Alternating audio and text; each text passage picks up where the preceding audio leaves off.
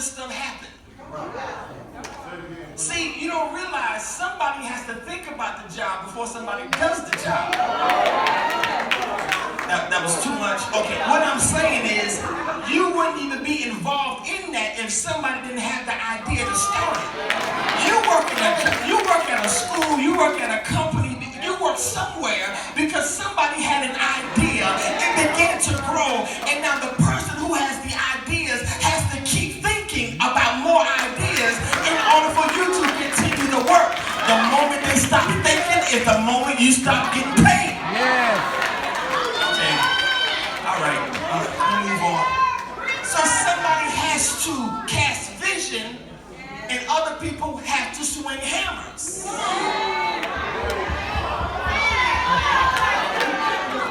So what happened was this. We was in a building project last year, and I learned survival lessons. We was getting in the project, and it's amazing. I paid this architect almost a lot of money. So what happened was, let me tell you what happened. This is God's truth. I had an 8.5 by 11. I had a ruler and I had a pencil. Eric, I drew out the church in my office at the house. Said, that's it. It cost me nothing about an hour. Some pencil and some paper. I handed it over to the architect. He sent me a check and a bill for a lot of money. Now, here it is. So when we was doing the demo, I gotta hurry up. When we was doing the demo, I said, all right, because my thing was, I'm gonna get the Brooke men in here, we're gonna knock this wall down, we're gonna save a few dollars. And he said, no, you can't do that. I said, wow, all we're gonna do is knock down the wall. He said, no, you gotta turn the electricity off. I said, well, we ain't touching electricity, we just knock down the wall. He said, no, there's electricity in the wall.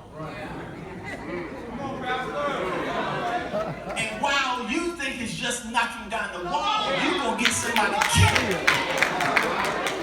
Because it's not as easy as you think. And sometimes the order that you have in your mind is not the order that God has in his to do what he needs to do.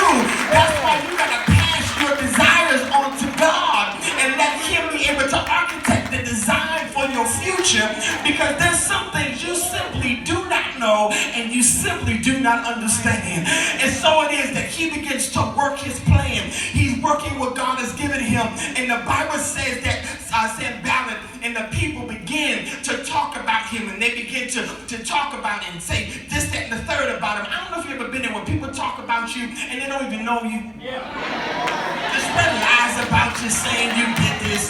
The reason why you got the promotion is because you slept with the boss and all that kind of stuff. And you date a drug dealer. That's how you got your new car. And that's how you got the down payment for your house. And you ain't doing everything right. And you lied on your taxes. And you claim the kids you don't have. And they spread all kind of lies on you. Saying this, that, and the third. And Sanballat and Tobiah are doing this. Watch this. Sanballat name means hate in disguise.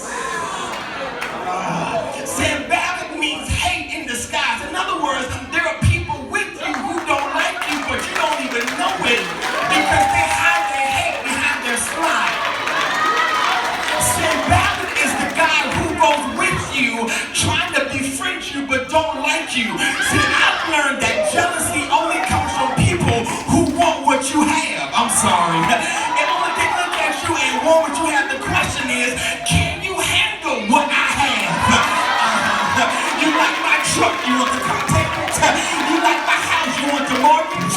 You like my husband, you want the headaches. You want my wife, you want her spending habits. I'm sorry.